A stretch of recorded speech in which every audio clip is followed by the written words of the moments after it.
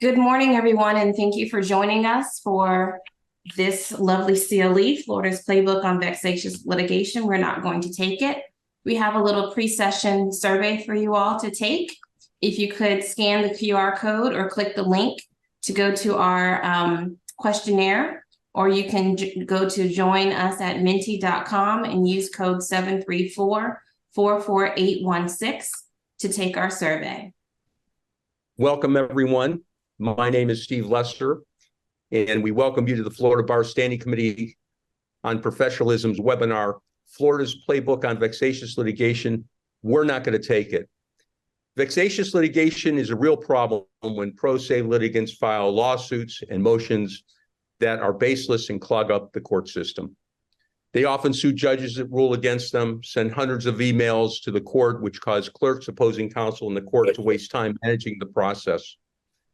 But quick action to dismiss those types of claims is not really feasible, as the court must exercise due diligence to review those filings by pro se litigants that have legitimate claims to prove and provide proper access to the court.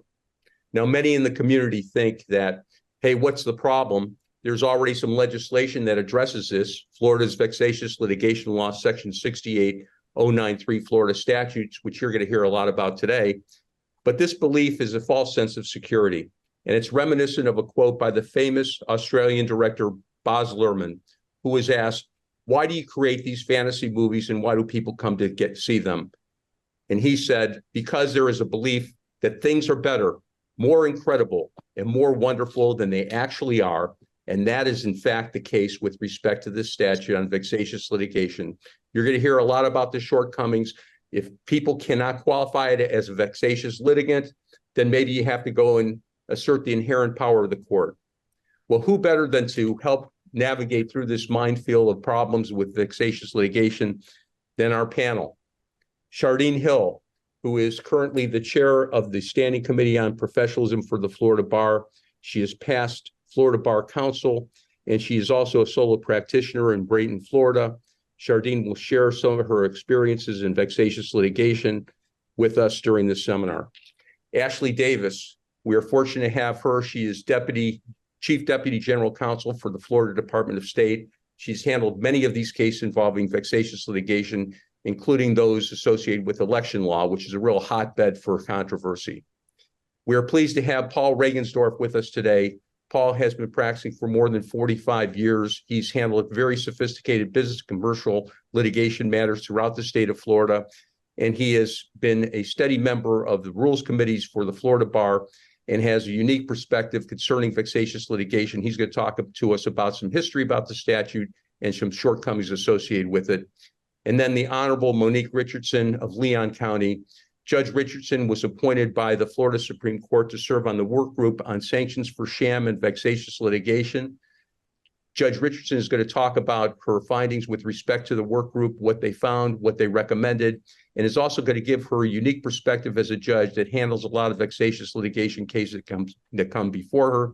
And also, finally, Dave Rowland, who is General Counsel to the 13th Judicial Circuit and has a deep understanding of the legal and practical realities of dealing with vexatious litigants, and is going to give some advice about maybe what other circuits can do that parallels what the 13th has already done. Our agenda that we're going to follow today is as follows. And if Shardeen, if you can put that slide up, please. We're going to talk about the litigant gone wild, identify and define the vexatious litigant. How do we get here? Some practical problems and tools available. Attorney practice tips, identify and discuss tools lawyers can use to combat a vexatious litigant.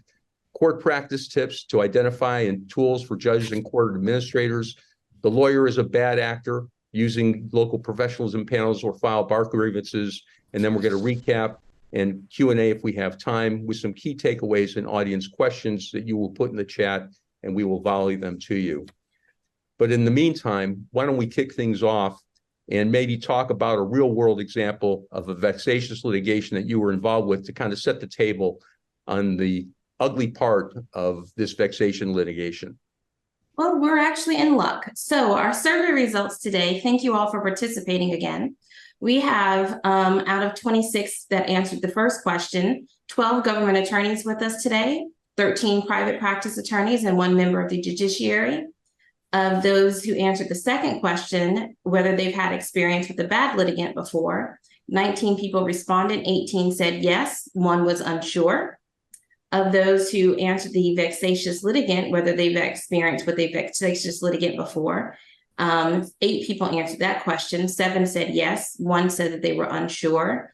And whether or not people knew the difference between a bad litigant and a vexatious litigant, 15 said yes, 3 said no, and 7 were unsure. So thank you so much for taking our survey today.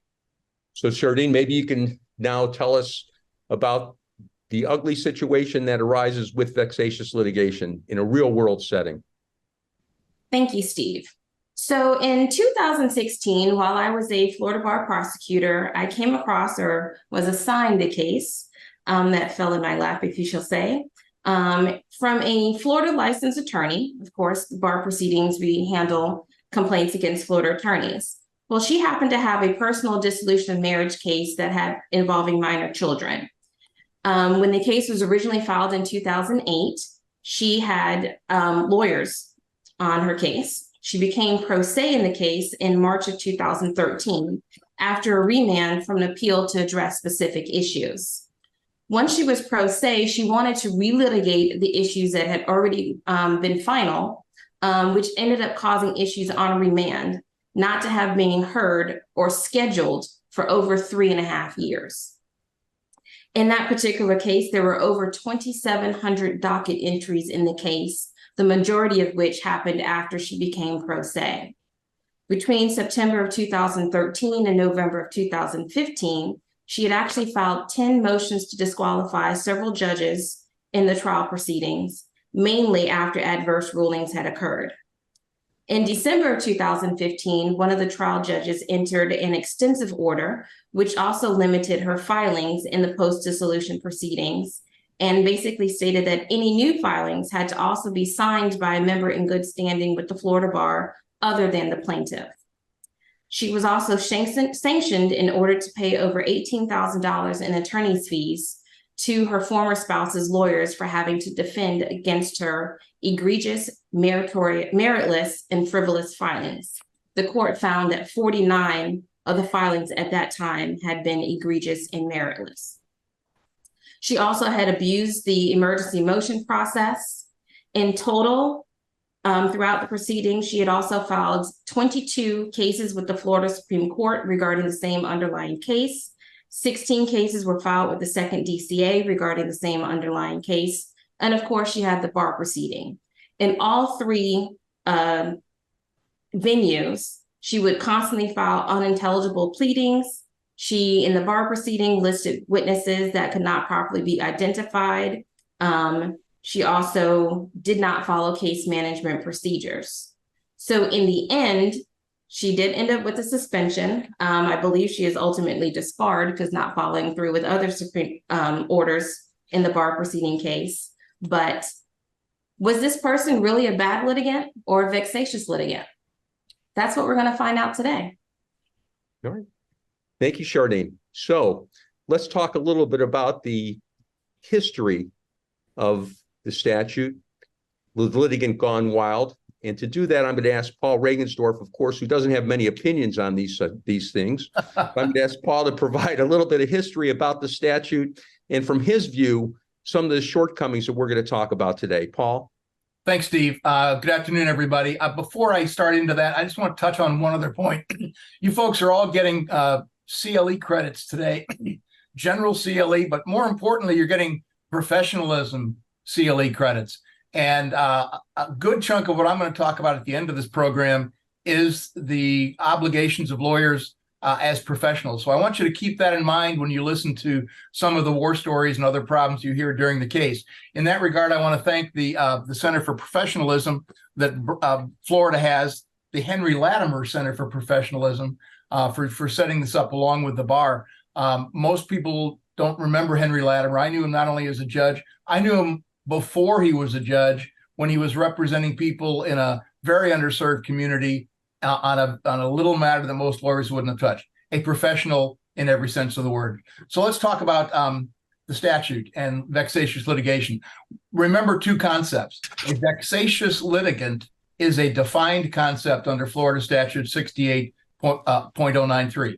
The other concept is sometimes called a vexing litigant, meaning somebody who just drives you nuts, or a bad litigant or a bad lawyer. And those are very different concepts, and there's different tools that we have, some effective, some not so, to deal with them. So I want to start off by focusing on the vexatious litigant, which is a frequent filer of unsuccessful lawsuits.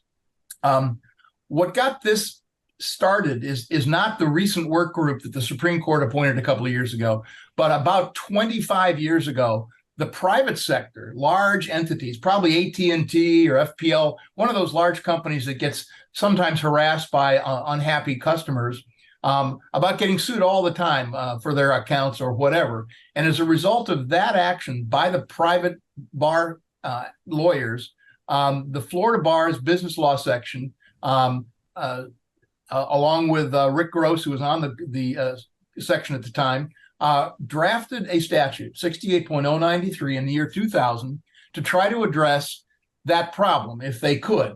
And it's the vexatious litigant statute, passed and driven not by judges and problems that many of them have today, but by lawyers themselves. Let's look at the statute and talk about what problems we have. It's designed to stop and to deter people who are inclined to file frivolous or unnecessary lawsuits. So let's talk about what it means. First of all, it only applies to what we sometimes call pro se litigants. But if you remember what the story that Chardine was just telling, if you are a lawyer representing yourself, you are a self-represented litigant, and you would fall into this statute. And that's what happened in that case. But most people think about this statute as applying to pro se in the classic sense, meaning they are not a lawyer and they're not represented by a lawyer. And unfortunately, only those people. If you're a lawyer representing a client, this statute does not apply to you or to your opponent. Let's be frank about that. Number two, to be a vexatious litigant, you have to file and lose 5 separate lawsuits within 5 years in the state of Florida, not necessarily in the court that you're in, not necessarily against the defendant that you're currently suing, but somewhere in Florida, you have to file 5 actions, and they must be over, done, and you must have lost. That is a very high bar. Now, don't get me wrong. Some people file hundreds, and they meet that bar very easily. But the typical annoying person doesn't file that many. So the statute has a limitation in that regard. Some things are excluded from those 5 cases. They cannot be family law matters. So although the Chardine cases arose out of a family law matter, there would have been a question whether all of those could have counted under this statute. Small claims cases cannot count for the five losses in 5 years. Now, what do you do if you actually have a person who is pro se and has filed 5 and he's lost 5 in the state of Florida somewhere, that are governed either by the rules of civil procedure or probate, again, not family or small claims? Then you can come into court and ask the court to give you some relief from these repetitive actions, even if you have not been the subject of the first 4 or 5. And the things that you can do, and you're going to hear about this, obviously need to protect the plaintiff's access to courts, First Amendment, Fifth Amendment, all amendment rights to access to the courts. And you've got to give that person notice. You've got to give them a hearing. That's caused a lot of problems in the past when lawyers and judges get angry at people. And then the court can grant some sanctions. What's the most important sanction you'll hear about is the ability to impose the requirement that they post a bond or security for being able to continue that lawsuit. If they don't file that bond or security, then the statute says explicitly that case shall be dismissed with prejudice. It's gone. Not dismissed to be refiled, but dismissed with prejudice. Hey, Paul, one of the points that you made, but each of these 5 cases have to be resolved with finality. In other words, the appeal is exhausted too, right? On each of those cases in order for it to be effective, correct? Correct. Appeals, any pending petitions for review in the court, they've got to be completely over. And that's one of the limiting factors. It means you got to wait a while before you can go after somebody if they're continuing to take appeals. And that's what these people sometimes do. One of the things this statute does not do, it does not do what you sometimes hear about in these vexatious type litigations, and that is where the court imposes upon the litigant, don't come back to our court without a lawyer. That's frequently used in criminal cases, criminal defendants who are filing all sorts of relief because of their imprisonment in prison or whatever. The courts oftentimes say, don't come back without a lawyer, and clerk, don't accept any pleadings unless a lawyer signs it. So that's not in the statute. It may be in the inherent authority, but it's not in the statute. And the final thing I want to say before I give up my speaker here is, when I first started thinking about this, I was concerned that what if you have somebody who's only filed 3 bad cases or 2? You're kind of stuck. And if this statute requires 5, I think somebody could come in and say, well, you can't come and get me because I've only filed 2 bad cases. Well, the nice part about the statute is it specifically says this does not bar any other relief that you can get against that person under any other authority, state law, case law, statute, or whatever. So this is a cumulative remedy to those remedies. And candidly, of the lawyers on this call today, many of you have not experienced this problem. My sense is that more of you will be interested in finding out how can you address a troublesome or bad litigant or bad lawyer, as opposed to a truly vexatious litigant, which requires a very strict set of parameters that the statute has established. And as we go on through this class for the next hour and a half, you're going to learn a lot about the court's inherent powers to address this. And then at the very end, I'll come back and I'm going to address some issues that will address going after opposing counsel. But with that, Steve, I'm going to throw the ball back to you and hope I haven't taken too much time. No, Paul, thank you very much. Very instructive. And maybe now we take a step back and we go to Judge Richardson and figure out how we got here to begin with, because we're fortunate to have Judge Richardson, who is a member of the working group, join us. Judge, can you tell us about the working group, their findings, and some suggestions that came out of that work group? All right. Thank you, Attorney Lesser, and good afternoon to everyone. The work group was created specifically for the following 3 charges. 1, to review the existing rule and statutory provision. 2, to survey judges, court staff, and clerks on the utilization of these provisions and on the identification of challenges they encounter. And 3, to recommend any rule or statutory amendments to more effectively address these vexatious or sham litigation in non-criminal cases. We did, with the help of the staff of the Office of the State Courts Administrator, develop the surveys for DCA and trial court judges, trial court administrators, and DCA and trial court clerks. And we received and reviewed their comments within the survey, as well as additional comments and documentation received from judges in other states and anyone else who wanted to provide comment. The participation in that survey was not great, but I think it gave us a good representation of what is likely being experienced around the state. And the work group developed the following findings and recommendations. 1, to develop education programs for trial court judges, court staff, clerk staff, and attorneys, which hopefully we are in part providing today. 2, modifications to the e-filing portal.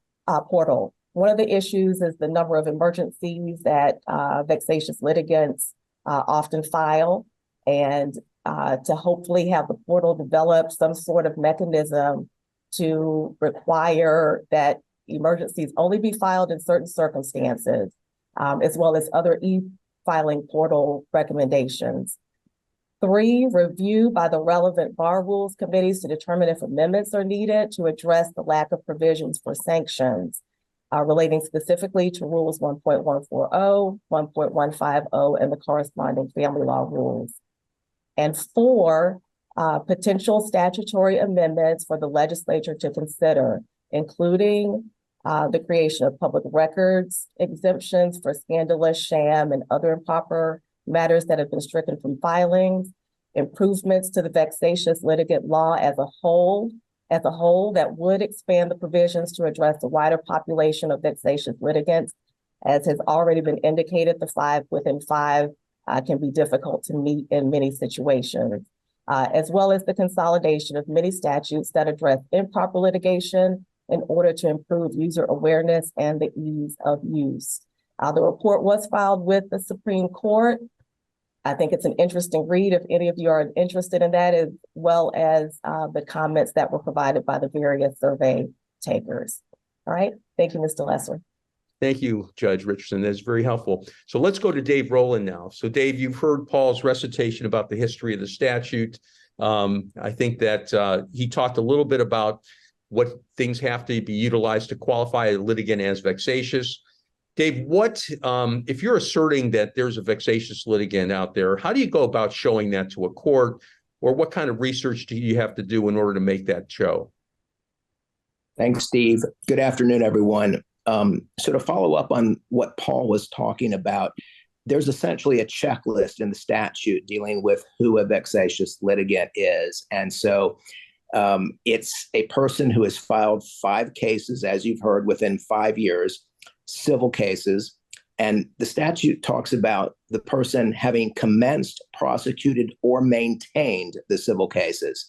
And what happens sometimes is you might have someone who has filed dozens of cases, but for various reasons, they're either you could have somebody who has voluntarily dismissed a case on their own. You might have somebody who is maintaining a case that is within the 5 years, but the case actually started more than 5 years ago. Doesn't matter. As long as it's being maintained within that 5-year period. And more importantly, as was discussed earlier, the case has to be finally and adversely determined against the litigant. That generally means that the appeals are final, or the time for having to file an appeal has expired. What the statute doesn't require, though, is it doesn't require that the appeal be on the merits. And so what frequently happens, at least what I've seen, is many times you have these litigants who, every time a court rules on anything, they file an appeal or they file a petition or writ of cert.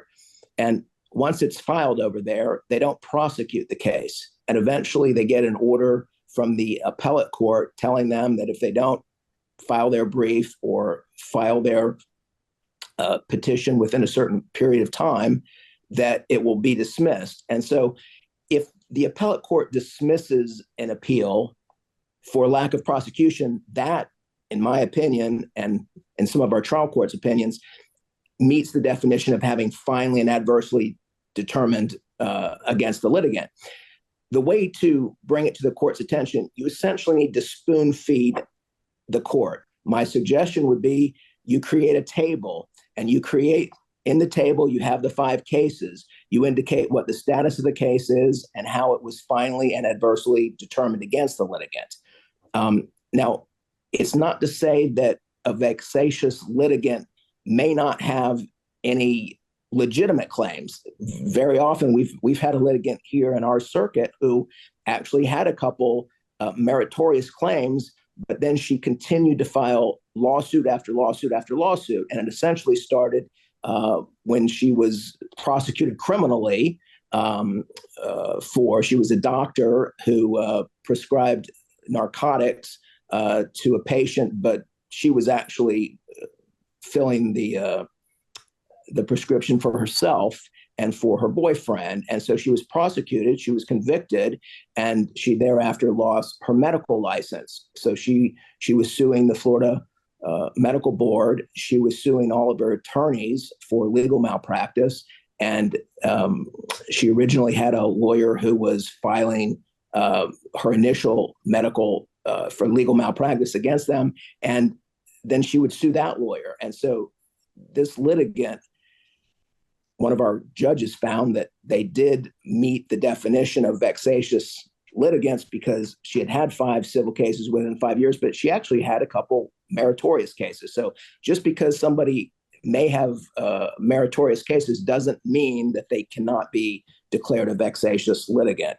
Hey, Dave, I know we're going to bring this up later, but while you're at it, you know, you've been through this before, but a lot of the people that are participating in the call have not been through this before. And so when we say we're going to spoon feed the court and have a table showing the number of cases they've been involved in and how they qualify as vexatious litigant, how do you go about doing that? Is there some place you can go? How are these cases reported?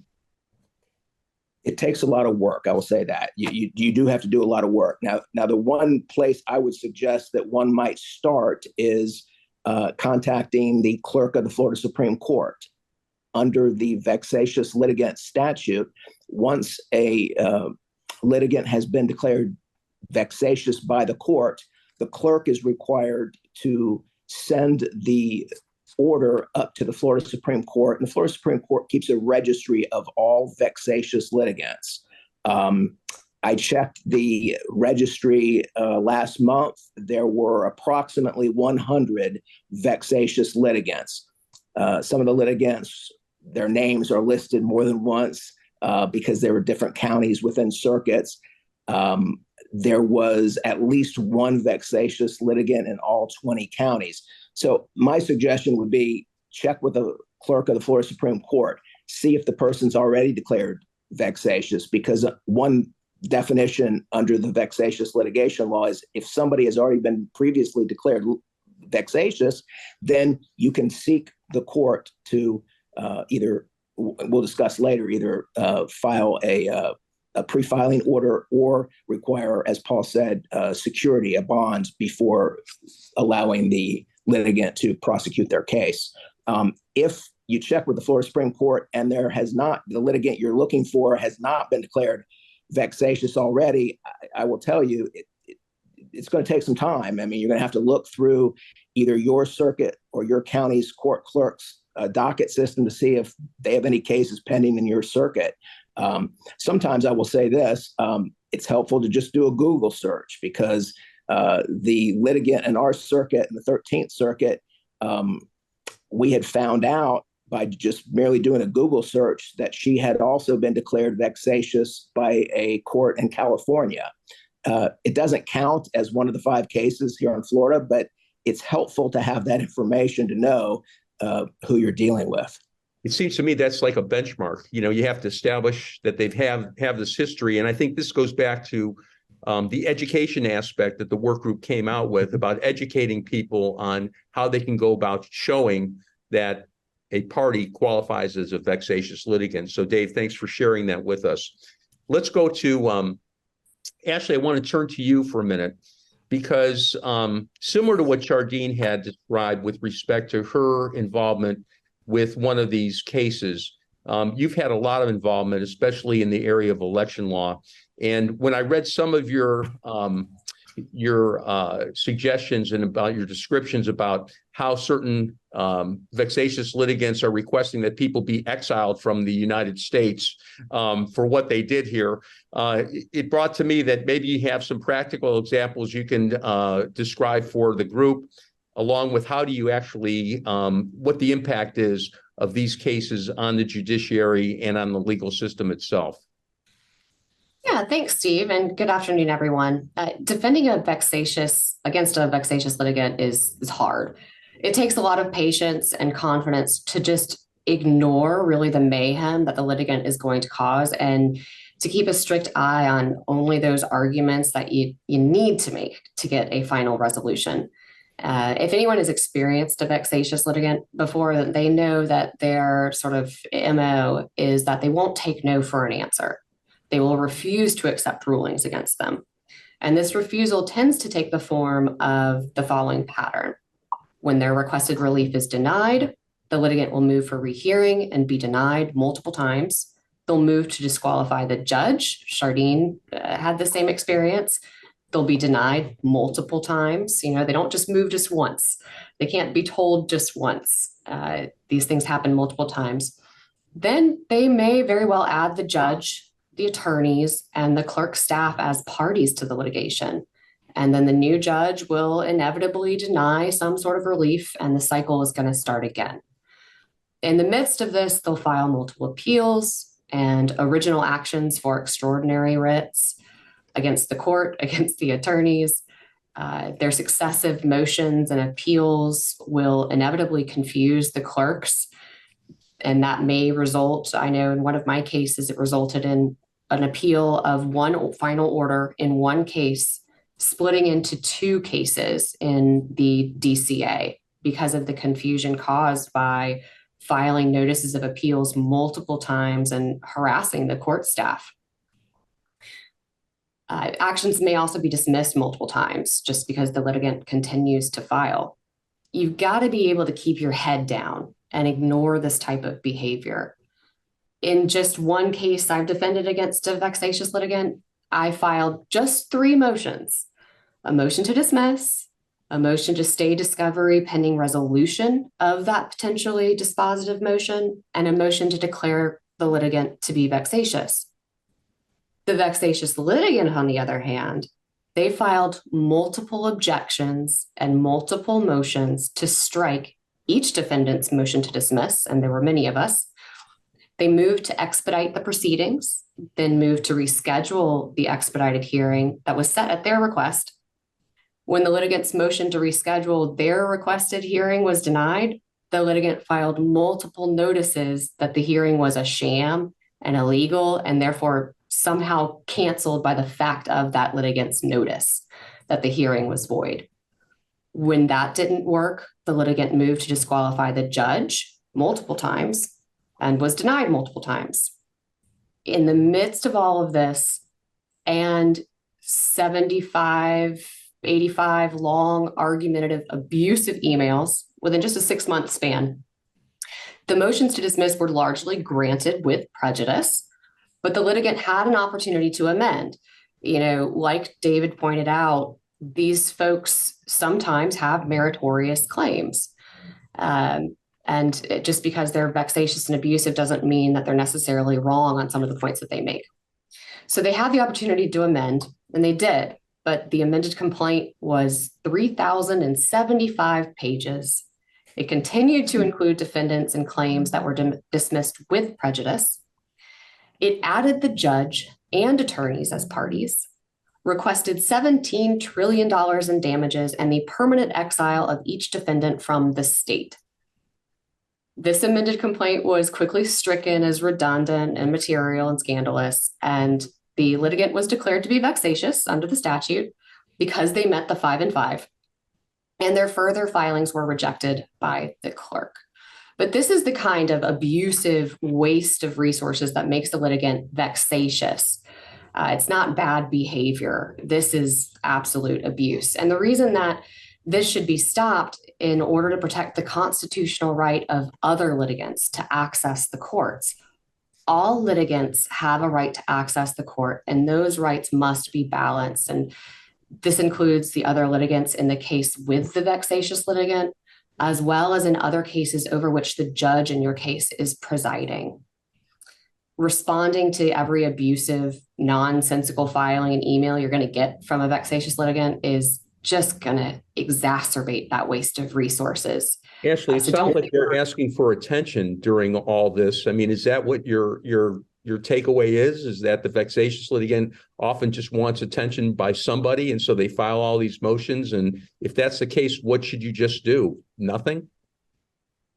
Yeah, so they probably do want attention. I mean, they think they have a very strong case. They are very principled in their determination, and they are going to win at all costs. And anyone who is against them is part of the conspiracy. But, you can't be part of the problem. You've got to put blinders on and just defend against the basic elements of the claim and get the ball onto the tee for the judge to be able to swing at it. You got to ignore the other noise.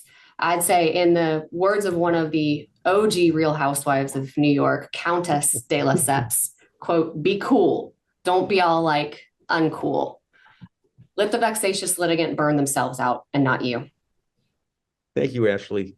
Well, Judge, I'm sure that in your travels while you're on the bench, you might have a tendency to want to just go ahead and dismiss a case outright because you can see from the face of a lot of the pleadings and the motions, whatever, that things do not have a basis in law or in fact, but you can't always do that as a judge, can you? So what do you suggest to the judiciary when they're faced with reading 700 emails that have been submitted by a certain litigant?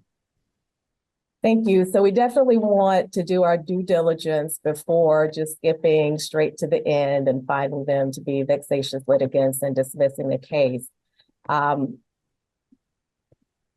these cases typically come to the court is through, as Ms. Davis said, a combination of a motion to dismiss and a motion to declare the plaintiff to be a vexatious litigant. And typically when I receive something like that, again, it's probably going to be from a government attorney. I review the motion carefully. I take a look at those cases that have been listed in the motion to confirm how they were resolved. Typically, again, a government attorney is going to provide that to you, so that's really helpful. But if it comes from someone other than a government attorney, you just want to make sure that those cases were resolved in a way that they apply for the 5 and 5. We also want to review the complaint. I will typically set a combination hearing to allow the plaintiff to kind of explain what their cause of action is. Sometimes you can tell on the face it's frivolous, but sometimes, as has already been indicated, they may have a legitimate claim and they may not know how to express that in writing. And so I allow them an opportunity to explain what their claim is. If it sounds like they have a little something in there, I'll dismiss with leave to amend, and then we kind of start that process over again. As a part of this, the court can issue an order to show cause. A new template was provided by the Supreme Court recently, and that template has been provided in your course materials. So that order to show cause can be set for that same hearing. Again, you're putting the plaintiff on notice that their case can be dismissed with prejudice. You're putting them on notice that they can be declared a vexatious litigant, and you're putting them on notice that sanctions can be imposed in that finding of being a vexatious litigant. And I find that just giving them a few minutes in a hearing sometimes satisfies that attention they need. Sometimes it satisfies your ability to be able to explain the process to them, especially in county court. We often have folks who file these types of cases that may qualify. So it just takes a little bit of due diligence on the court's part to make sure that the process is being followed properly. All right. Thank you, Judge. And let's go back to Ashley for a minute. I want to follow up on something that was discussed earlier. There was a discussion earlier about the requirement that you post security. Is that something, Ashley, that when you're representing the Florida Department of State, that you ask a court to do, and what are the mechanics for achieving that? Yeah, so in your motion to declare a litigant to be vexatious, that they meet the 5 and 5, you can request two kinds of relief, addressing first the current action that you're in, and second, any future actions that the litigant might try to bring. To address the current action, you can ask the court for an order to post security in an amount that's going to be sufficient to cover your expected fees and costs. In the motion, you're going to have to establish that the litigant is vexatious, that they meet the 5 and 5, and that they are not likely to prevail on the merits in your case. And the court will have to hold a hearing. There are two big upsides to this. First is if the vexatious litigant does not post security as ordered, I think Paul mentioned this, then your action is going to be dismissed with prejudice. That's an express form of relief that's in the statute. And if the vexatious litigant does post security somehow, at least you know that your fees and costs are going to be paid when you win. Second, upon filing the motion for an order to post the security, the action is automatically stayed as to your client until the court can hold that hearing and rule on the motion to post security. So isn't the other prong is to post security? You can have them do that, but doesn't the court also have to decide that they're reasonably, whether they're reasonably likely to prevail on the merits of the claim as well? Is that right? Yeah, you have to establish that they're vexatious, 5 and 5, and you have to show that they are not likely to prevail on the merits of your case. And so, if you've already got a motion to dismiss, that's you can reference that, incorporate that, or reference them back and forth. But that's yes, you have to show that they're not likely to prevail, because sometimes they hit upon a claim that has some legs. so? Dave, from your standpoint, is the requirement of posting security is an effective tool? Does it actually stop filings? What is your take on that? I think it depends. You have to weigh whether or not requiring the court to have the vexatious litigant post security is worth it to your client. As has been mentioned by Ashley and Paul, the great upside to having the court require the litigant to post security is that if the litigant does not post the security in whatever time the court gives to do so, then the case itself is dismissed with prejudice. And I think for a lot of clients, that may be worth pursuing. If it's not worth pursuing, then the other avenue is to seek a pre-filing order. You can seek both. You can seek both having the court require the litigant to provide security, or you could seek the entry of a pre-filing order. And I don't know that we've talked a whole lot about that yet. Yeah, we're going to get to that with the judge in just a moment. But if you go to a court and you say we would like a pre-filing order entered here, what goes into that, and what kind of relief are you asking? Well, you're going to have to add, first of all, the definition of security is provided in the vexatious litigant statute. And so, when you look at the statute and it talks about security means in an undertaking by a vexatious litigant to ensure payment to a defendant in an amount reasonably sufficient to cover the defendant's anticipated reasonable expenses of litigation, including attorney's fees. And so, the court's going to have an evidentiary hearing. There's going to have to be either witnesses or some type of testimony. It could be by affidavits, and take testimony about the reasonable expenses of litigation. You have to determine whether that's worth it to go through and have that evidentiary hearing and try to convince the court that this litigant should be required to post a sufficient security in order to maintain the current action. I think in many cases it might be worth your time to do so, but once again, maybe it's not. And so you just have to make a call. I mean, the court's going to have an evidentiary hearing. That's going to take time. That's going to be expensive. All right, Judge. So when you have somebody like Dave making a motion before you to enter a pre-filing order, what are you considering? What do you need to consider before you enter that order? What goes into the order, and do you have any drafting tips?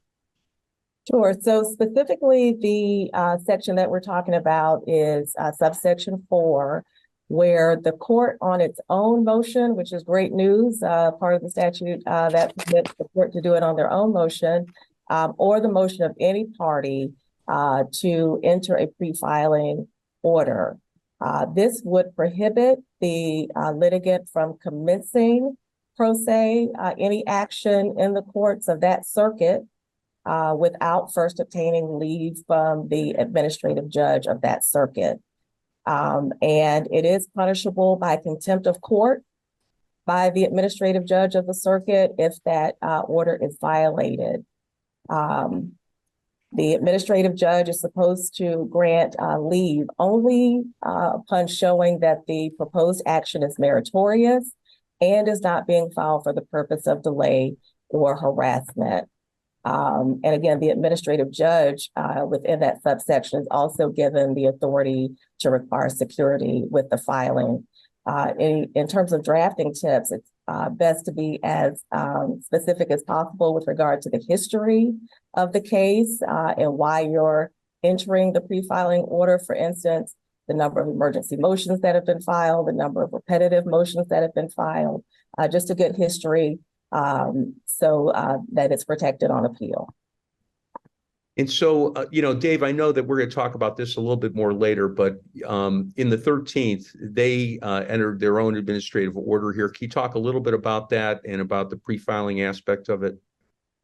Sure. So in the 13th Circuit, we've issued an administrative order, and the administrative order essentially deals with more of the injunctive sanction orders that don't meet the definition of the vexatious litigation statute. Really talks about we're moving into the area where the court would be using its inherent authority, essentially. We're ready to go there, Steve?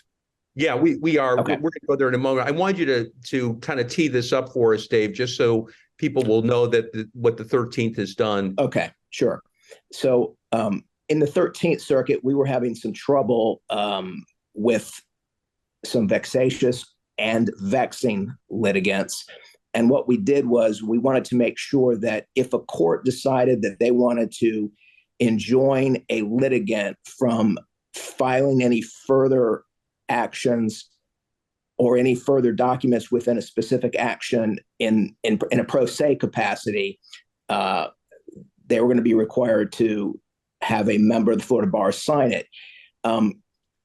We really needed to make sure that the clerk's office understood that this was to be court-wide. So if you're in a big circuit and you have 10 or a dozen judges on the civil bench, having one judge issue an order that prohibits filing by a litigant before that judge doesn't really do much if the litigant then goes and files a new action and it gets assigned to another judge. So essentially what we've done in the 13th is we've provided direction to our clerk, which the clerk asked for. It helps protect the clerk. It provides that anytime a judge issues it's similar to a pre-filing order, but anytime a judge issues an injunctive sanction order, the clerk needs to make sure that that litigant doesn't file any further actions within that court in general. And it's helped. It's helped. And I don't know how many we've had. We've probably only had a handful of vexatious litigants having filed since the administrative order was in effect in 2017. Well, we'll go back to that in a minute, Dave, but I want to kick this off. So we've kind of transitioned between the statute, vexatious litigant, what that means under the statute, the shortcomings associated with it. So if we cannot establish relief under the statute, we have to go elsewhere. And Ashley, I want to turn to you so you can talk a little bit about what the options are in terms of getting the inherent authority of the court involved to curb vexatious litigation. Sure. Yeah. If the litigant has not yet met the 5 and 5, which is kind of difficult, and you might not be able to even find those actions, and you can't use the statute, you still have a very good tool to use.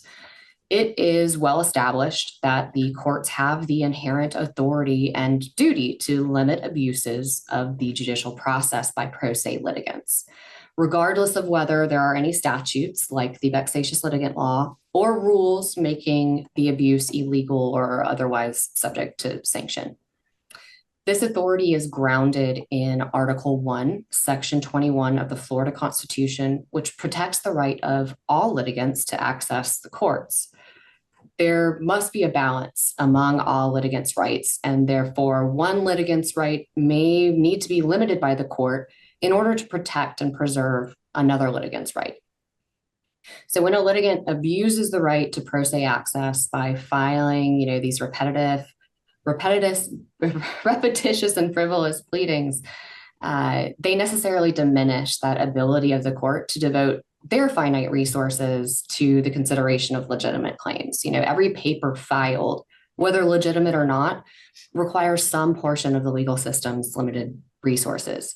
So the court can therefore sanction an abusive litigant with its inherent authority to ensure that timely review of legitimate filings and conserve its resources. And how successful have you been, Ashley, in invoking the inherent authority of the court? It's much easier because there's no 5 and 5 requirement, which is the really tough part about the vexatious litigant statute.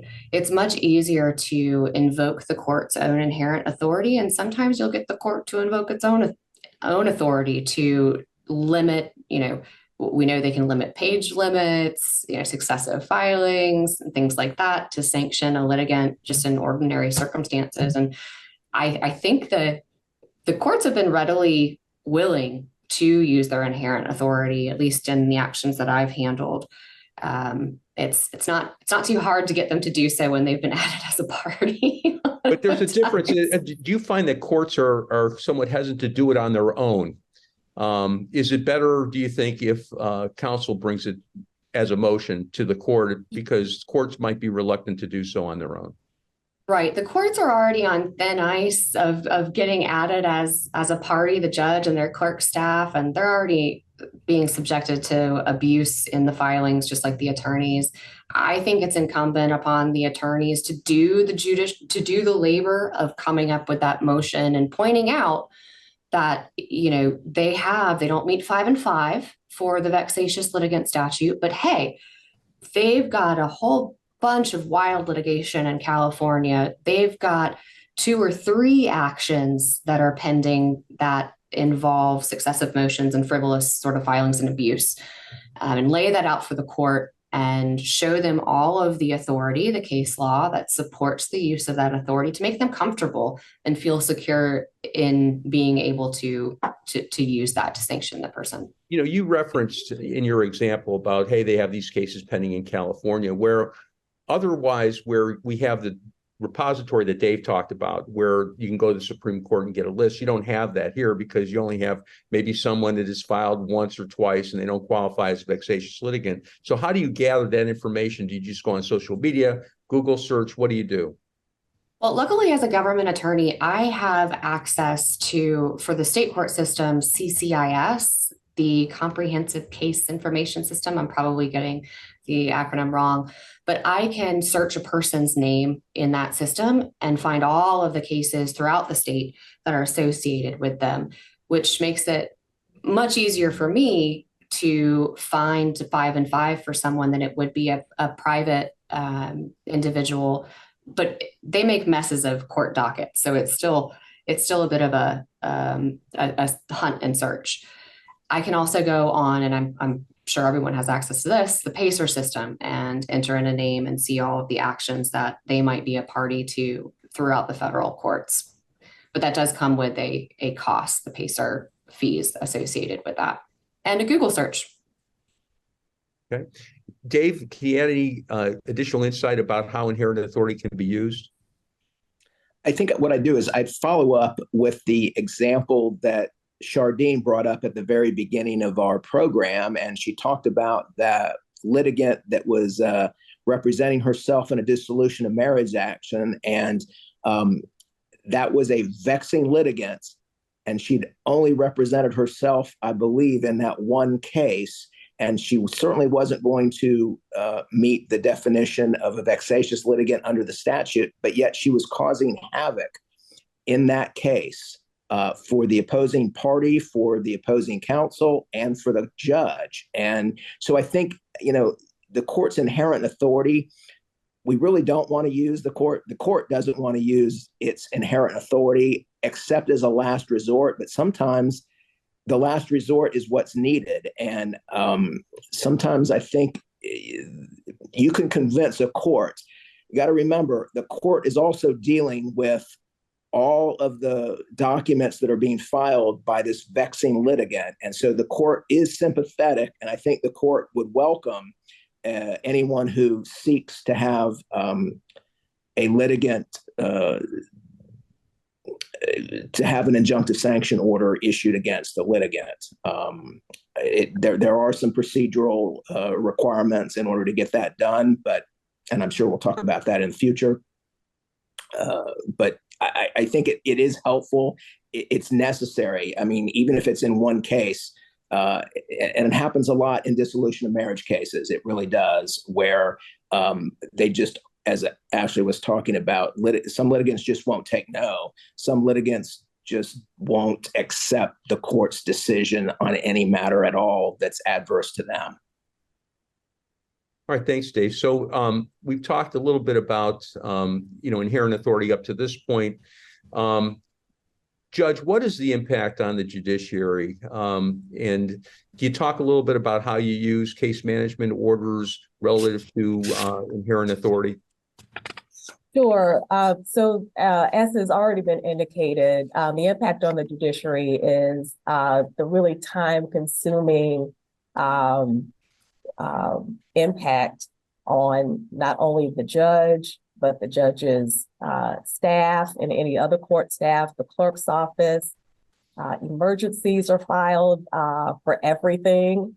The calls, the emails to the office, the getting in arguments with opposing counsel or opposing parties by email, including the JA on all of those emails, is really time consuming. So we definitely want to make sure that we're requiring strict compliance with our uniform case management order.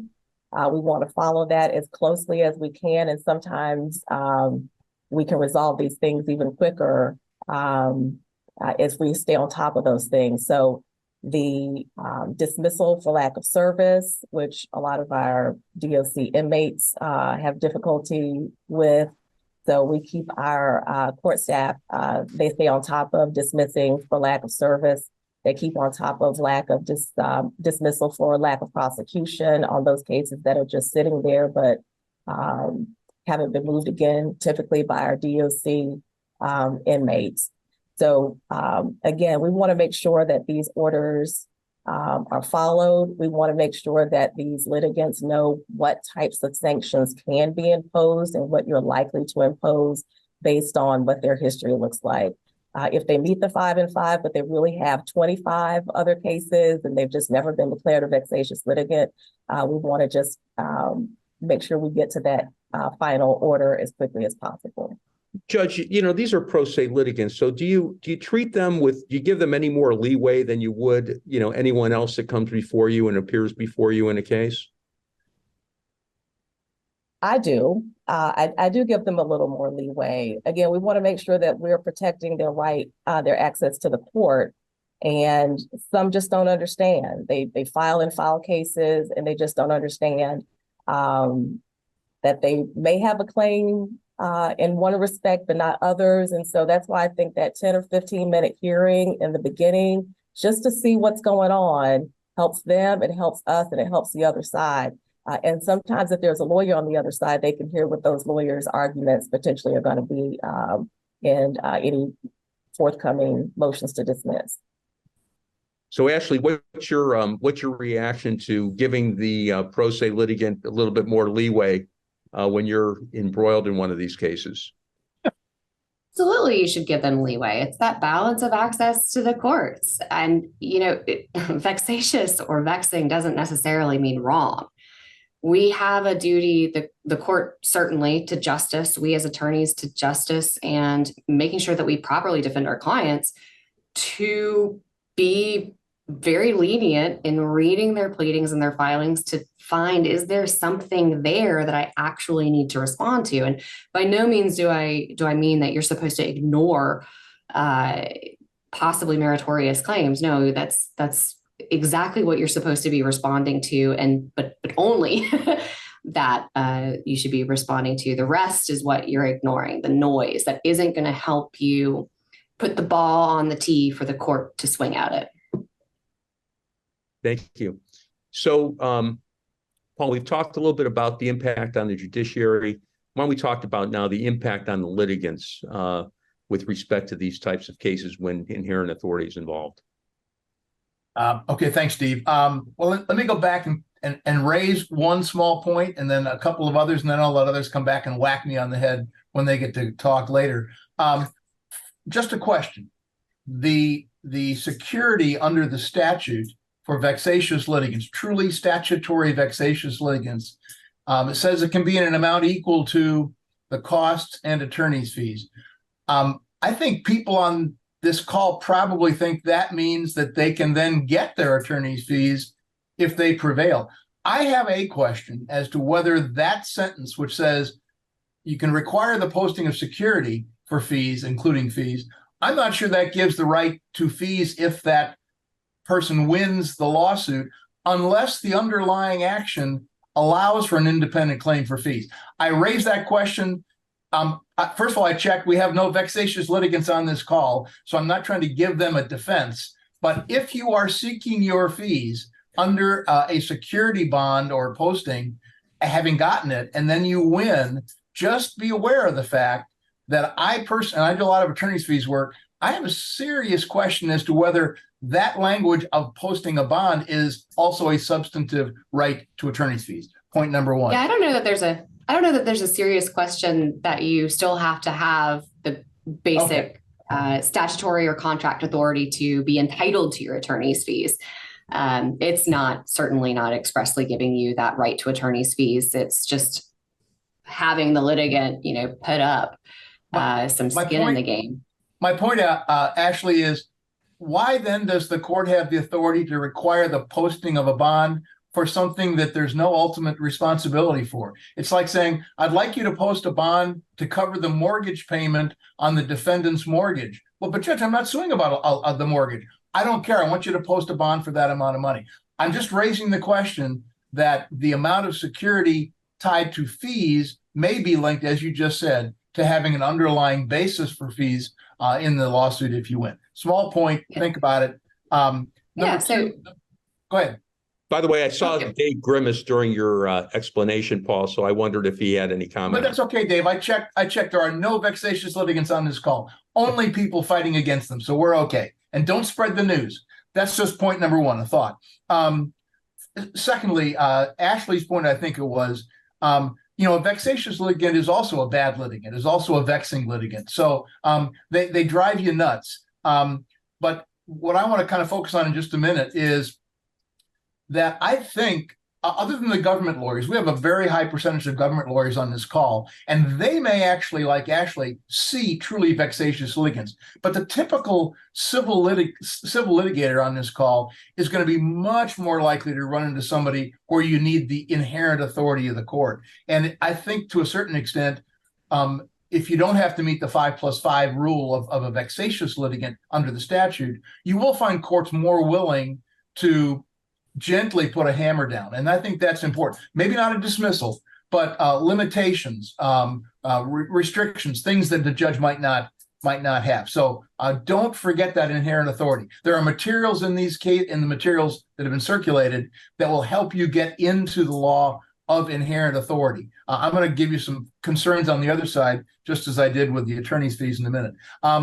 Third, I note that we've got about 2% of the Florida bar on this phone call. And the unfortunate part is that none of those 2% are people who are involved in vexatious litigation on the plaintiff side, whether pro se or not. So unfortunately, we're preaching to the choir here today.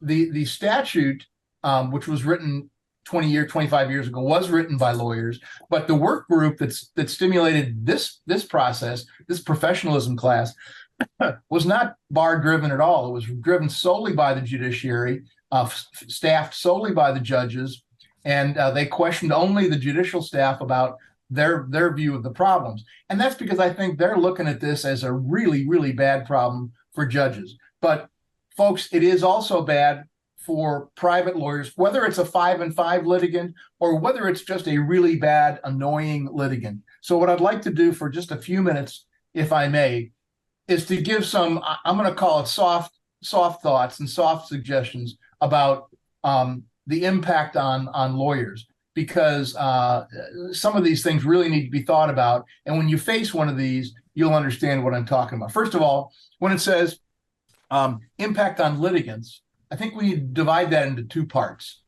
We need to divide that into the clients. If you're representing a client in a case with a vexatious or annoying or vexing litigant on the other side, and then, of course, the impact on the lawyer. Two different impacts, two different realities. And so let me split them up a little bit. First of all, let me speak about the impact on the attorney, that you folks, when you face an annoying, vexes, bad, or truly vexatious litigant under the statute. They're all the same. They're all going to drive you nuts. First of all, and this is why this class is not being taught civil litigators or the Civil Rules Committee. This class is being taught by the Professionalism Committee. And I think Ashley gave you the best advice you can get, and that is don't, and there's going to be a slide later on that emphasizes this, do not forget that you are professionals. We are professionals. We regulate ourselves. We control our conduct by honoring our code of responsibility. Others may not. That's too bad. If you're facing a pro se litigant, self-represented litigant who is just being outrageously horrible, you are still a professional. If you face a lawyer who is an outrageously unprofessional lawyer, you are still a professional. Do not ever stop acting like a professional. It is an extremely difficult suggestion I make to you, but it's one of the most important. And as a lawyer who's been around longer than a lot of people, I think I'm seeing a higher incidence of lawyers who forget that. And that really makes me sad for my profession. We are a profession. We regulate ourselves. But first of all, regulate yourself. Do not get down in the gutter. A related point I have to all of this, and we've talked about this, our group, as we planned this seminar, everyone, I think, not everyone, many people in this area of the law are looking to give the judge a bigger hammer to do things against bad people, whether they're pro se litigants or whatever. They want to give judges bigger hammers, more arrows in their quiver. Okay, there's room for that, and there perhaps is room for improving the statute. My concern on the flip side is, though, that in an increasingly diverse and antagonistic legal community, just reflective of our own society, where we are more and more polarized, I see lawyers doing things to go after the other side and the other side's party more and more unprofessionally. I am seriously concerned about giving too many broad hammers to members of my profession who have not been properly trained and mentored by professionalism people as to how to handle them. So, are you talking about that because now if you open it up and they can use inherent authority, there's no statute to guide them, you're saying that some people will abuse that? That is exactly what I'm saying. And my concern is, first of all, we're all human beings, but the rest of us, we don't see it this often. We're going to get ticked off. Guess what? And this is going to surprise the judge on our panel. Judges are human beings too, and they get ticked off and upset and annoyed. And it's not that I don't want to have the powerful hammer for that judge. I just want to make sure that we're careful and not giving members of our own profession too many tools. So that is my point. The purpose of what we're talking about here is, whether it's a 5-5 litigant or just an annoying litigant, is primarily defensive. We are defending against inappropriate conduct. And what I am concerned about is that we don't create too many offensive tools that inappropriate people can take and use just as badly in the opposite direction. Inherent authority, folks, is an extremely important tool. And again, Ashley emphasized that. Others have as well, Dave. Please look into that, because when you get a bad situation, that's what you need to look into. But the effects on you, of course, first of all, take care of yourself. These things can really mess you up if you get deep into the weeds with these people. And Ashley's comment about standing back and just let the fray go on in front of you is the best advice I can give you. You guys have to get the end of the day and live with your family at the end of the day if you have one. And for goodness sakes, leave these matters back at the courthouse. Do not get down into depth. Your mental health, your mental well-being, that of your family, your coworkers, critically important. And again, don't rise to the bait just because a motion is filed. I'm sorry, I've got my phone ringing too much here. Take it slow. Only respond when you need to, and keep your sense of balance. And don't become vindictive, and don't forget that you're a professional. In the time that I have, let me spend a minute on your client, because about half of, well, I don't know how many people, but half of the people that answered the survey are private litigants like me. I've never worked for a governmental body like Dave and Ashley and the judge, Chardine. So when my clients get into a case like this, it's somebody paying me money, and that adds a level of concern to you as professionals, as lawyers, that government lawyers don't have in quite the same degree. So what you need to do with your clients is to, as soon as you anticipate something like this perhaps happening, and it may be when the complaint is filed, or it may be a year into the case, if it's a lawyer going crazy on you, is you got to start educating your client on what's happening. You got to start educating your client on the limitations of our democracy. The reason we have good people in black robes to moderate these disputes is because we're not Russia, we're not Iran. We're not going to go crazy against these people. And therefore, when you get a client who maybe has forgotten his 8th grade civics and wants you to start going after the other guy, they've got to be prepared for that by being aware of the fact that we've got issues on access to courts, and you have to play by the rules. You're going to get clients, I guarantee you, if you get into one of these cases, who say something like, wait a minute, Paul, why don't you go after them? Why don't you do some of this? It seems like all this is coming our way. I'm paying you money to do all this. Why don't you go after them? And you got to gently say, because I'm a professional, I'm trying to do the best I can for you, and I'm not going to get down in the gutter with these people. Tough conversation to have, but it requires you explaining the entire situation of court systems, if necessary, with your client. It can cost your client money. And again, if you're not in a situation with available attorney's fees, and that's only going to be under a statute, probably, or a contract if you have one, possibly sanctions. But if you don't have that behind you, it's not the only person who's going to pay you is unfortunately your client. And of course, if it is a true pro se, non-lawyer, self-represented litigant, they may be indigent. They may have nothing to use to satisfy any judgment or sanctions order that you get against them. And your client. Paul, Go ahead. I was going to say that for a moment here, now that we've kind of gone through this about the impact on litigant, I want to kind of turn to Dave and find out from him about how courts are interpreting inherent authority through the case law. Sure. And what I'd like to do is just start by briefly discussing one of the cases that's in your materials. It's the Artis versus Artis case. Mr. Artis had a few bad years. He was fired from his position as an employee of a community college. He was going through a dissolution of marriage action, and he found himself to be a respondent in a domestic violence injunction case.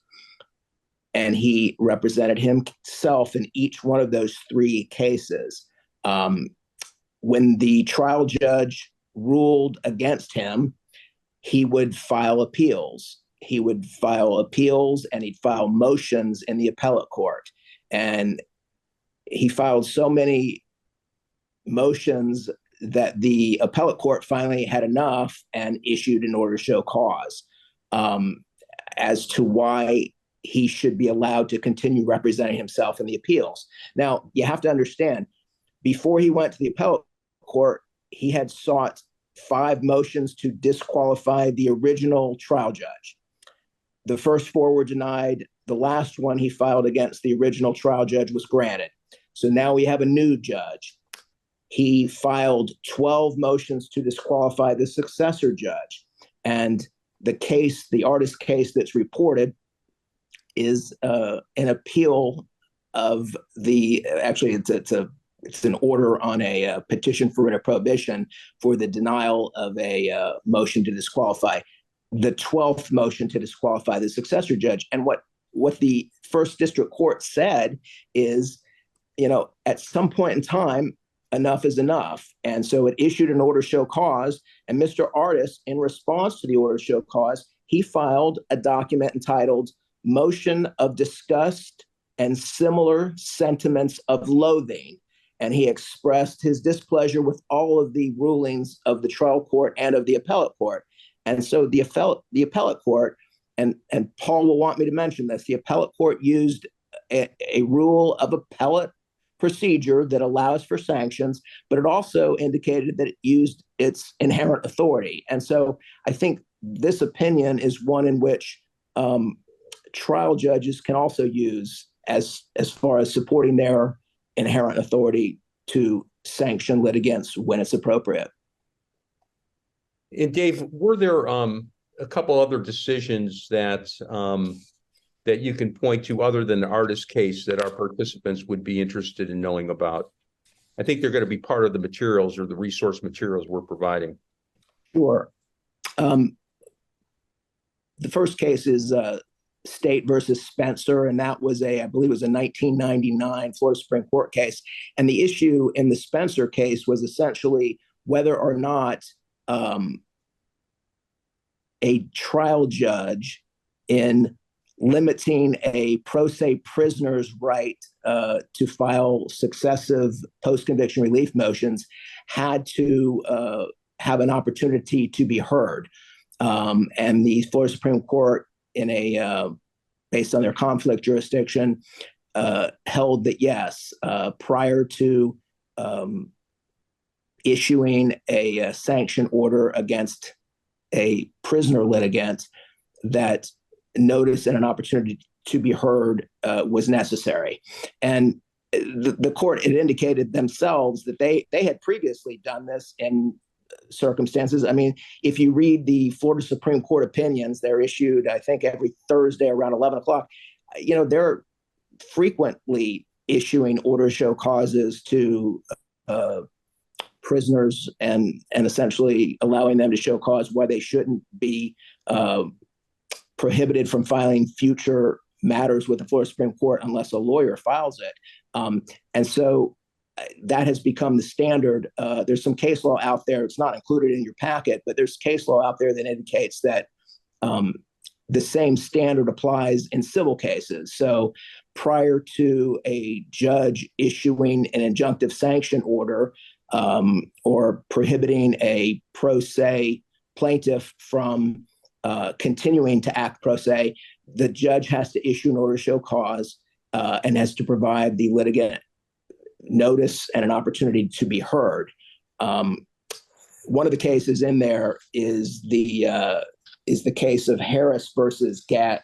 I think it's Harris versus Gaddy, and that case stands for the proposition that I'm familiar with this case only because it happened to one of the judges in our circuit, and it was one of those situations where the judge was dealing with a litigant who he was familiar with because the litigant had filed many other actions in our circuit, and the judge unfortunately issued an order that prohibited him from continuing to represent himself pro se in this case, but he did not issue an order to show cause and give the litigant an opportunity to be heard prior to doing that. So the case was reversed on that issue. The one interesting thing that the court said, though, is that in the order to show cause, the court has to indicate with specificity what the potential sanction is. So if the court is considering limiting the ability of the pro se litigant to represent himself within that one case, that's okay.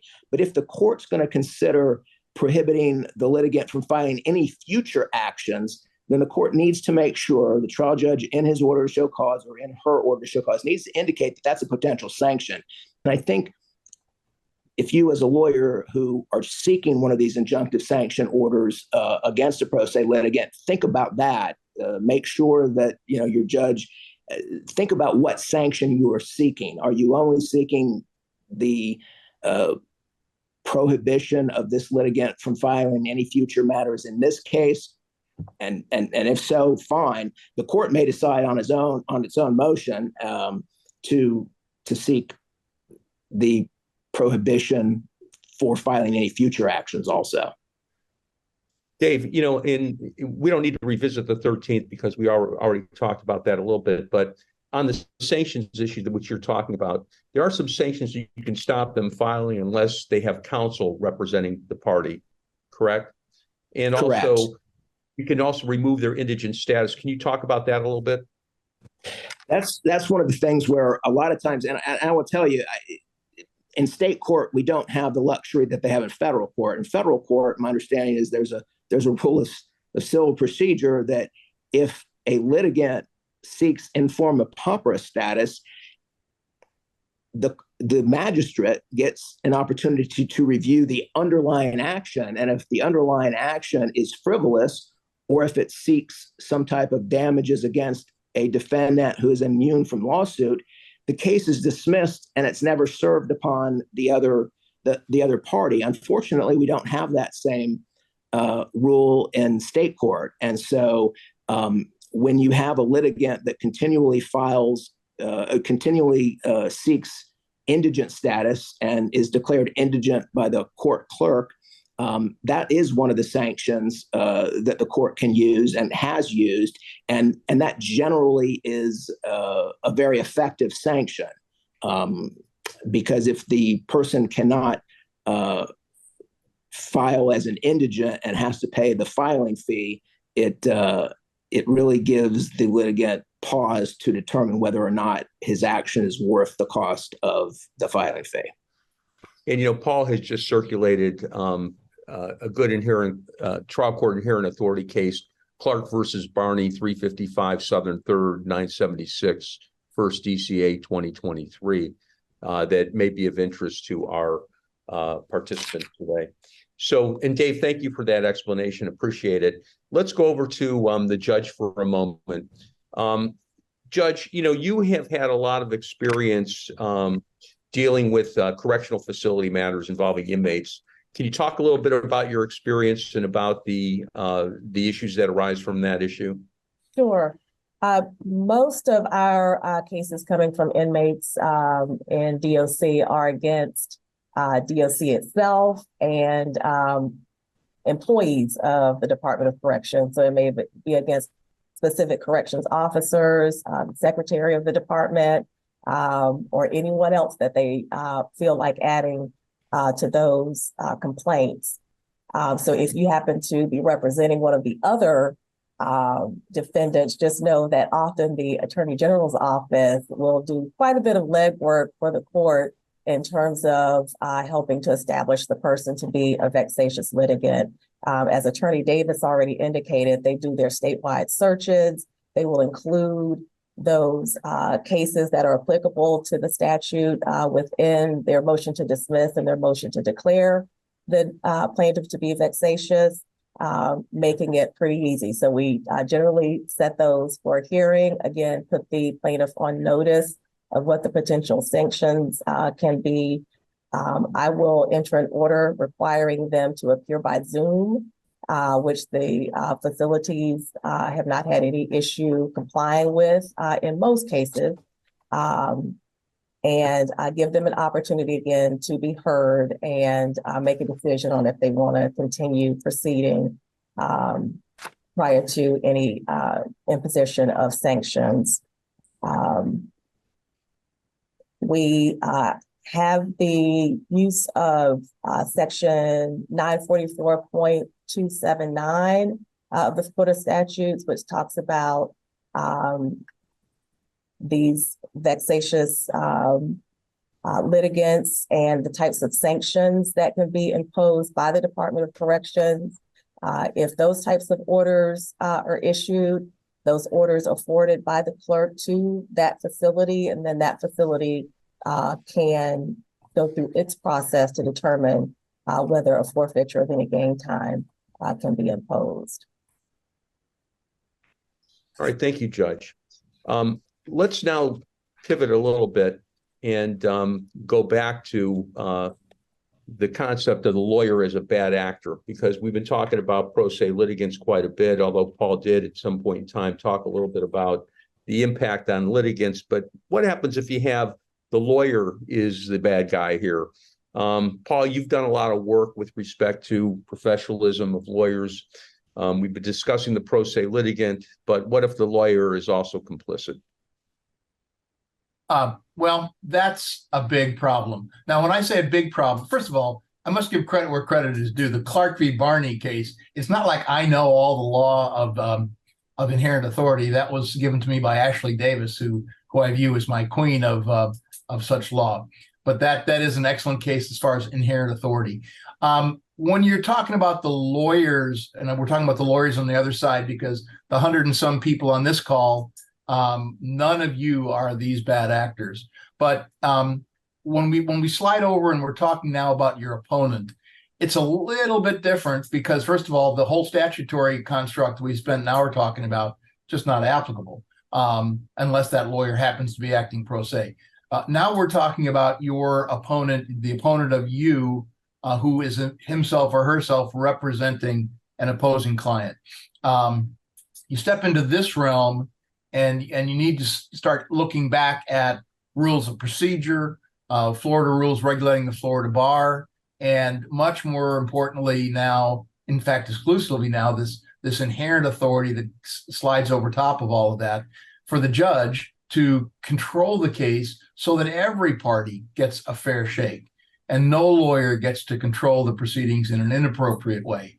So let's talk about some things about what you can do. This slide starts off, try to amicably address before it escalates.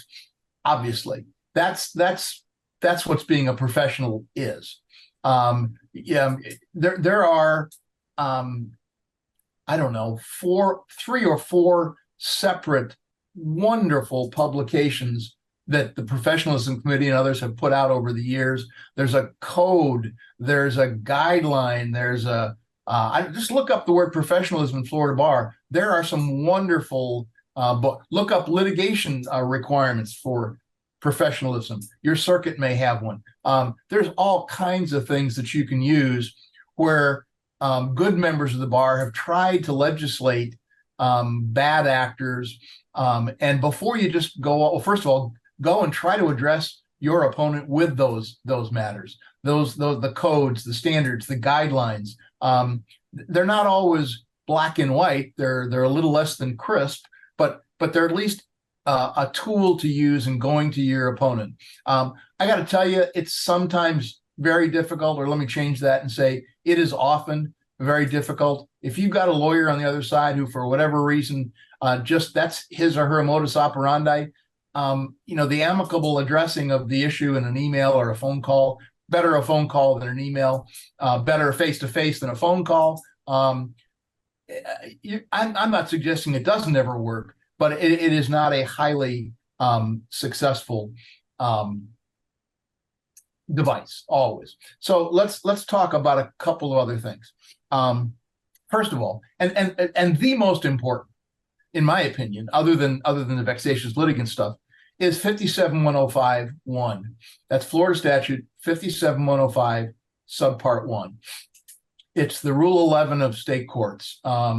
It's the sanctions for things that are done in courts that are not that there's no basis for in law or fact. It used to be the old frivolous motions. This has become it's often overused. Again, go back to my comments about overly aggressive, overly zealous lawyers, but it is still there. And the 57105 can be effectively used. It doesn't have to be used only against an entire piece of litigation. It can be used against individual documents in a particular case.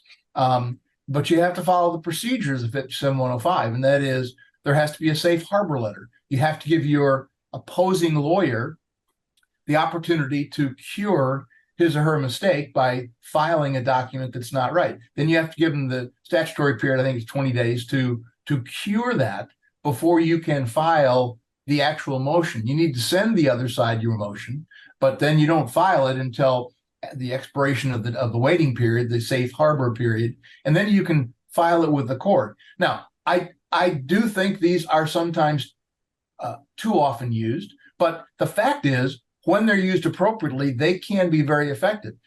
One of the reasons is that for a number of years now, the sanctions that are given if a motion or a case or a particular approach to the case is found to be without any merit, fact, or law, any question of fact or law, those sanctions can sometimes be assessed against the lawyer in addition to the client. The classic imposition of a sanction there is a 50-50 sanction between the lawyer and the client.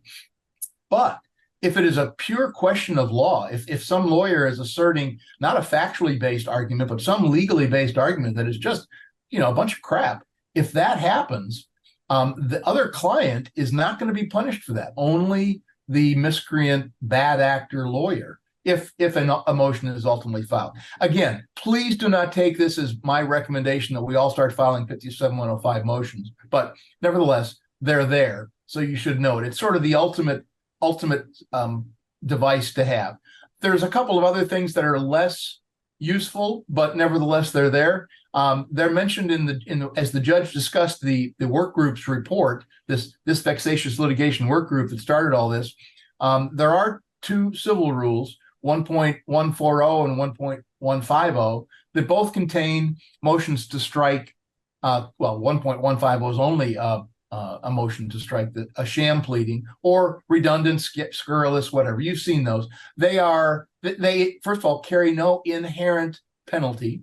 So I won't say they're toothless, but they're not gonna, it's not a big hammer. It's more of a professional hammer, but it can be used. They're not used all that often. And I want to give you a bit of an update. The work group that the judge was on and other judges raised the question. They didn't make a recommendation, but they raised the question to the rules committees as to whether these two subparts for sanctions and motions to strike should include sanctions or be beefed up. The Civil Rules Committee looked at it along with probate and said, we really don't think so. We don't think that's how we want to go to try to correct bad acting. Family law took a different approach. Now, I don't do much family law, and I think some of what we're hearing about in these cases today arises in those either self-represented or represented family law cases where the emotions just by necessity run higher. Anyway, family law took it upon themselves to take their corresponding motions and rules, 12.140 and 12.150, and bring them both into one rule and require the judge to give sanctions if inappropriate conduct is filed, a pleading that's not unnecessary or scandalous or whatever. And it just went up to the Supreme Court. And in checking for this hearing today, I learned that the Supreme Court, on its own motion without much comment, just said, thanks, but no thanks. So the family law rule has not been approved. It has been rejected, and that is, for now, a dead end. So there is no per se sanctions rule in the civil rules, as there is in the appellate rules, as Dave was talking about in the artist case. That's 9.410, I believe. So you don't have that. You're stuck with inherent powers, which are useful, but only in extreme cases. Judges don't like to go out on a limb. The nice part about the vexatious statute is it gives very precise standards. And if you meet those standards as the person who's challenging the vexatious litigant, you give the judge comfort to know that he or she can go ahead and do what you're asking. There are two other things I do want to talk about. First of all, of course, you can always file an ethics complaint with the Florida bar. If you've got an opposing bad actor lawyer and he or she has done something that is unethical, you can do that. And again, I'm not recommending that process. I do not want the court system that you folks are going to live in for the next 50 years to change from the one I did. The one I lived in for 50 years did not contain back and forth motions for sanctions and all kinds of things. That happened on occasion, but that is a horrible way to control professional conduct. But it does exist, and you have the ability to ask. There are two other devices that exist. They're not yet fully implemented or powerful, but they're there and they may get better. The first is the local professionalism panels that are required to be set up in every circuit. And I think every circuit has one. I know Broward has an administrative order that sets it up. And it's a sort of a voluntary, I don't want to say mamby-pamby, I don't want to say highly hopeful sort of group of people to get together and talk about being unprofessional if you get it referred to a panel, but it's not terribly effective. However, Broward has a second professionalism panel, which is a pilot program. I assume, well, I don't know if it was approved by the Supreme Court or not, but this is one that has much more force and effect, much more teeth. For one thing, the people who are they're called magistrates. The magistrates for these professionalism panels under the pilot program in Broward are, you've got to be a 20-year lawyer. You've got to be an experienced civil litigator. I think you have to be approved by the chief judge. They have a authority to compel the people. If you are referred to one of these professional panels by a judge, which can happen, or by a litigant, you got to show up. And if not, it's going to go back to the judge and you can get sanctioned for that. Again, I wish I could tell you that, wow, this has cleaned up and improved the quality of professional conduct in Broward immensely over the last year or two, but I can't quite say that yet. These started, I think, as long ago as back in the beginning years of COVID. And I think COVID just kind of knocked it on its butt for a while, and they haven't really gotten going. But I spoke to the principal architect of that program, and he is hopeful that Judge Tudor and others down there can reinstitute it. So I would ask you to look into the administrative orders in Broward County. There's two sets of panels. One is the pilot program. I would say look at that one. And if you're in a county other than Broward in the 17th Judicial Circuit, talk to your circuit judges, see if they have any interest in implementing a more fulsome professionalism panel.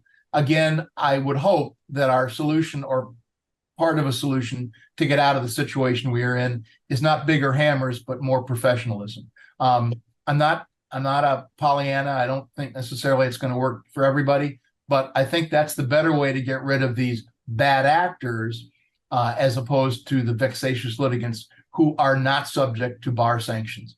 Lawyers. Paul, wouldn't you agree that the whole education aspect of it and the mentoring is important?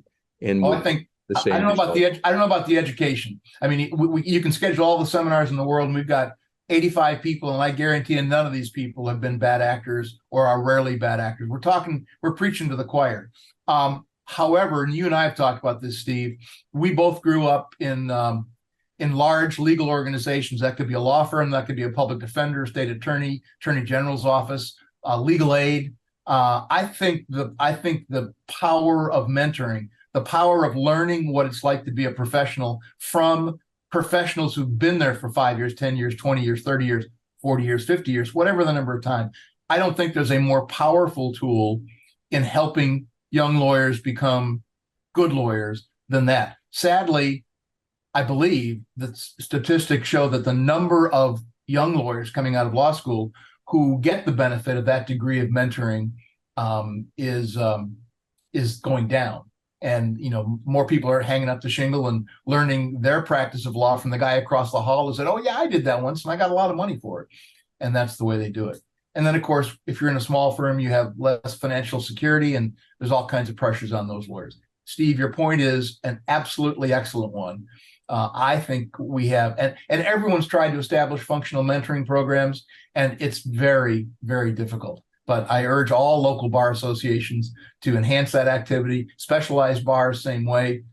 Nothing could be better in the long run than to have a good, effective system to teach young lawyers how to be good lawyers as opposed to bad actors. Thank you, Paul. So let's turn it over to our local former bar counsel, Shardeen. Shardeen, you may have some suggestions about reporting known violation of the ethical rules, as Paul referenced, and also some tips about keeping it professional. Thanks, Steve. As Paul mentioned earlier, we are a self-policing organization here at the Florida Bar. So one rule that often is not remembered by most lawyers in the state is Rule 8.3A, which states that all lawyers have a duty to report known violations of the ethical rules of conduct. So if you're dealing with a lawyer who's a bad actor, keep in mind that you have a professional responsibility and duty to report those known violations. Not something you suspect, something that you know is an absolute violation of the ethical rules of conduct. And to keep, going here, Ashley mentioned this earlier, Paul mentioned it, just avoid escalating the situation. Avoid stooping to their level, whether it's the vexatious litigant or the bad lawyer actor. Ignore that fluff, but definitely address what needs to be handled. As Ashley put it, get to the merits of the case, get to the issues, try to leave all that extra stuff aside. It might be necessary for you to set some sort of reasonable conditions or discontinue the engagement. Don't let someone prod you to the point where you just are constantly on your email or constantly picking up the phone to respond to something. You can simply say, your XYZ communication, whether it's a motion or what have you, was received. No further response will be provided at this time. Or you can simply just say received and add nothing else to it. It gives that person the acknowledgement that you received their information, but you are not going to engage them further.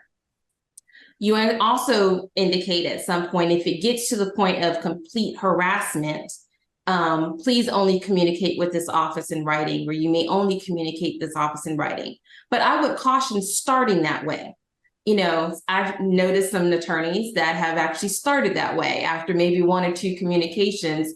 Oh, I'm not going to talk to you. I've had bad dealings with other people on the phone. Only communicate with me in writing. That doesn't necessarily build the proper rapport that you may need. However, when dealing with, someone who is a vexatious litigant, that might be the only way to curb and taper some of what's going on, and allows you to help manage your own sanity, manage your caseload, and manage your client funds, especially if you are in private practice. So let's give a little recap. Some of you have been asking about the course materials, and we apologize. We thought we were going to be able to attach them to the chat, but a link was put in the Q&A response to where the course materials are. They're on the Florida Bar's Center for Professionalism website. And one of the materials in there is this beautiful article that was written by Lindsay Sierra and Andrea Holder, entitled "The Pitfalls and Prospects of Managing the Vexing Litigant." And there's a wonderful chart in there that discusses the distinctions between vexatious litigation underneath Florida Statute 68.093 and frivolous litigant for using the injunctive sanctions orders in the court's inherent authority. So underneath the statute for vexatious litigant, of course, you need to obtain security upon meeting the statute's 2-pronged test. You also have the ability to do the pre-filing order prohibiting filing of future pro se actions without leave of administrative judge. And if the litigant violates that, any party can file a notice highlighting the error, and the administrative judge will automatically dismiss the action with prejudice. Any sort of disobedience may also be punished as contempt of court by that administrative judge, and the administrative judge may condition future filing upon furnishing of a security. And the relief can be cumulative. As far as the frivolous litigant is concerned, of course, you can enjoin the litigant from filing in the present action and further documents from the court or clerk unless that document is signed by a member in good standing of the Florida Bar. If the litigant fails to obtain counsel, then the case can ultimately be dismissed. You can also prohibit the filing of future and pro se actions. The issuing judge should forward a copy of that injunctive sanction order to the chief judge for distributions to the other judges that are affected in the division. This can kind of sort of help out with judge shopping, as you will, or if new cases get assigned, then all the other judges in that division should be aware of what's going on. And also, if the new action is mistakenly filed by a clerk and assigned, to a different judge, that judge can ultimately dismiss based on the injunctive sanctions order. And you can also seek to remove that indigent status. So basically, when you're faced with a problem litigant, consider it wise to try to use both tools to see if you can have relief under one or both actions. So the takeaways here is that we have seen that vexatious litigation leads to strain on our legal profession as a whole. So we must manage the behavior of both the vexatious litigant and manage our own behaviors. We also must manage the unreasonable caseload caused by vexatious litigation. Court resources are being stressed in handling vexatious litigants. And if we can employ the proper tools, we can try to help limit the strain on court resources. Involve your team, and your team could be your coworker. It could be your supervisor. It could be even a mentor that's outside of your own firm or government entity that can help you say, listen, this is a better way that I would handle this. Or that person may know or have a sample motion on how to get someone to be determined to be a vexatious litigant. So always think input from other people instead of necessarily going with your gut, because sometimes your gut response may not be the best or most professional response. And implement a strategy and use resources that you may have available, which may include court intervention as we've discussed today. So Well, now we're trying to get any cute questions and answers, Steve. Yep.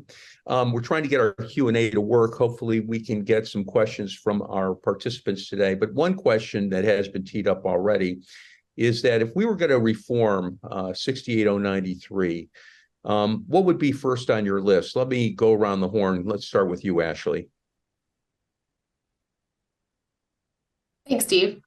I think I would definitely consider lessening the 5 and 5, maybe 3 and 5, or perhaps basing it more of a balance of factors and different conduct, like accounting for successive motions or collateral attacks via extraordinary writs, abusive email, scandalous filings, and make it more of a balancing factor of different kind of conduct triggers. And perhaps also the availability of posting security before proceeding with an action, not having to first declare them vexatious under the 5 for 5. Maybe, being able to move to post security beforehand is based on something a little less than going through the whole process of having them determined vexatious under the statute. What do you think, Dave? I would agree with Ashley that maybe 3 cases within 5 years is the better way to go.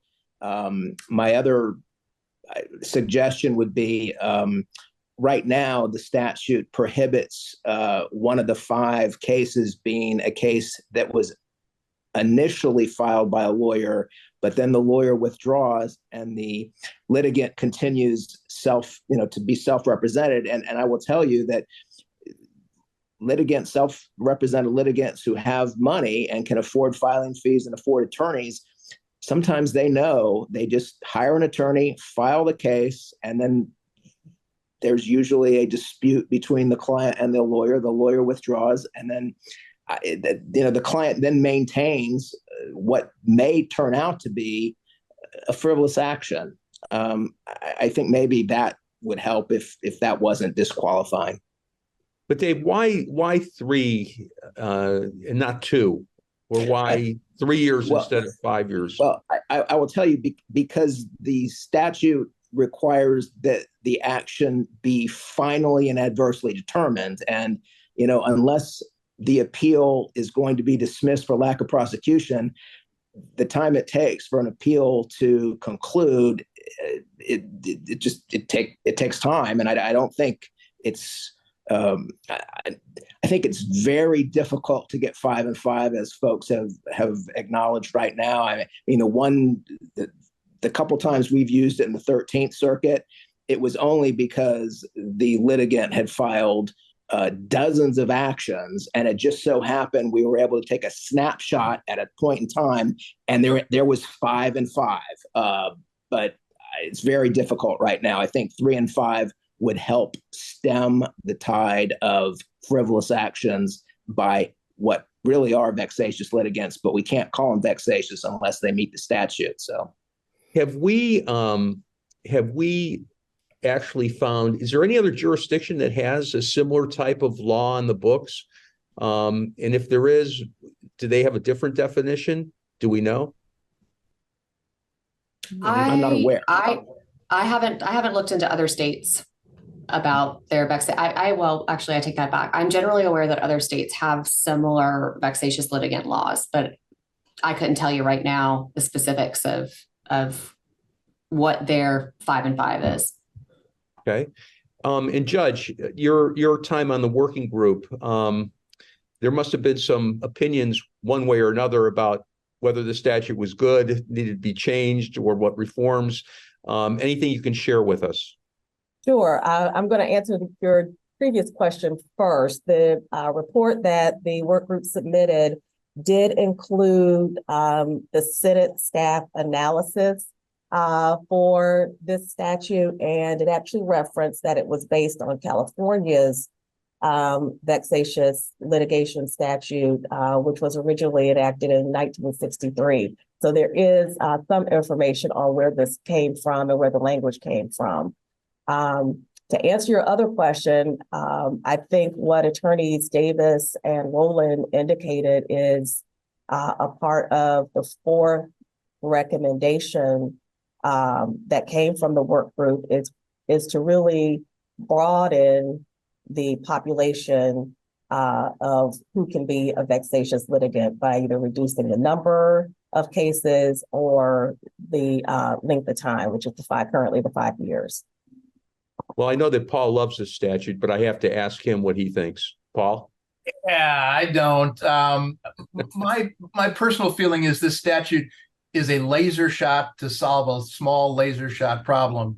And to try to get it bigger by saying 3 out of 5 or 2 out of 5, it may snag a few more. I'm looking at the list of 171 names on this vexatious litigant list. Most of them go back a number of years. There's half a dozen that are 3 or 4 that maybe in 2023. I don't think the way to control bad litigants is through this statute. And if you broaden it too much, I really am concerned about it being used for inappropriate purposes. I think that the way to control this problem better is through aggressive education of our judges into their powers under inherent jurisdiction to control it. I mean, from having dealt with judges for 50 years on rules committees and in court, they are appropriately reluctant to take action on their own. And I realize the statute gives them something to grab onto, but there is tremendous power in the judiciary in an appropriate case. And, if I had to make 2 changes, I would expressly provide for an award of attorney's fees if they're declared a vexatious litigant and then post a bond, number 1.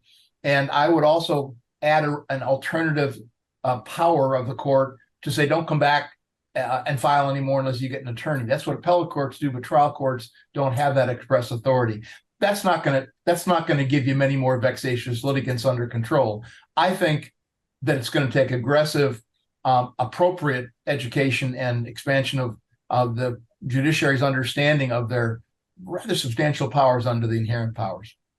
Judge, I didn't get to ask you this question when Ashley raised it. I think I asked her if you find that it's more difficult.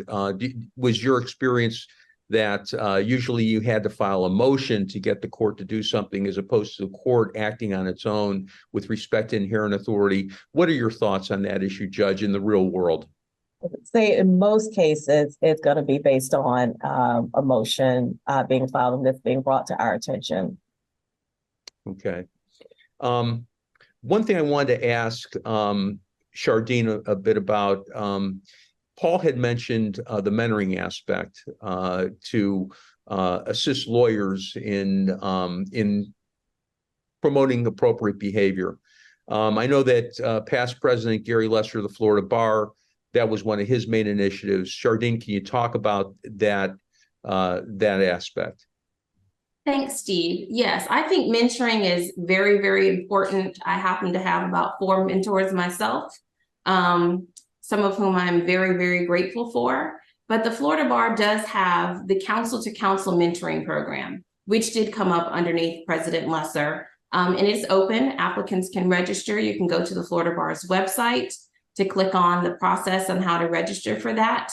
And then, of course, most times your local bar associations or your ends of courts may have mentoring aspects within them as well. So I encourage you, if you don't have someone in-house, a lot of big firms actually have internal mentoring programs as well. So if you're not at a big firm, if you're not, wanting to sign up for counsel or don't quite meet the requirements to do so, then I suggest looking into, finding someone that either someone may have been a law school professor that can help into, suggest someone to you, or your Inn of Court or your local voluntary bar associations. There are people around who can help you and who can assist you because, as I like to say, each one reach one. We have to bring everybody else along with us in order to continue to strengthen our profession and to make access to justice, accessible for everyone. All right, before we conclude, I just want to go around the horn and ask each of our panelists for one thing that they would like the participants to this presentation to take away as a consequence of sitting through our presentation on vexatious litigation. Judge, let me start with you. Thank you. I'm going to go with what Attorney Regensdorf indicated, is just to maintain your professionalism, keep a cool head. Adding to the problem does not help the court. File your motion, get it set for a hearing, and we will do what the law allows us to do. All right. Shardeen? I echo that sentiment. We all have the good angel on one shoulder, the bad angel on the other. You know, just listen to the good angel at all times and kind of flick the bad angel off your shoulder. All right. Dave? I would also echo that. And I would also echo what Shardeen had recommended. There's an article from Lindsay Sierra and Andrea Holder regarding vexing litigants. Both of those attorneys had experience dealing with that. And if you've not dealt with it in the past, a quick read of that, and you'll have really essentially the summary of what this seminar was all about. Okay. Ashley, any other quotes from the OC? That was no. That was Real Housewives of New York, not OC. Oh, sorry. But I could probably come up with some from the OC. It was the OG from New York. Okay. I think I would leave it with, we have the tools to ensure all litigants access to the courts. And I suppose I have much more faith than perhaps Paul, and that the current and future generations of attorneys and the courts are not going to abuse those tools. And I think it is safe and appropriate for us to perhaps sharpen a few or add a few tools to the toolkit. But yeah, no, just be cool. Okay. Paul? Well, I do speak on behalf of the good angel sitting on your left shoulder, so listen up. I don't think the best solution to this is through the statute. I think the best solution is, and although the inherent authority is great also, I think it lies within us. This is somewhat aspirational. I think the best solution in the next 20 years is from us as professionals. And if I had to pick one way to try to move that amorphous concept forward, I would love to see the Broward County trial program, pilot program for meaningful professionalism panels, not ethics, not sanctions, but professionalism panels take off and become meaningful. I don't know that will happen. I'm not pessimistic, Ashley. I'm just old, and I just think I want to see a better profession as I leave it. That's all. Well, I want to thank all of our panelists for an outstanding presentation today, very thoughtful, as well as I want to thank our director, Rebecca Bandy, for all that she's done for the Florida Bar, along with Katie Young and Sapphire Austin. Thank you all, and have a very good day. Thank you.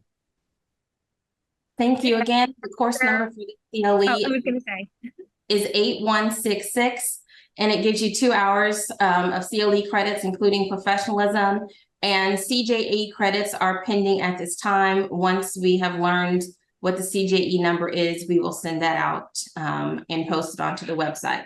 Again, the course materials are on the Florida Bar's website underneath the Center for Professionalism, and you can access them there. Thank you all again for attending this wonderful CLE this afternoon.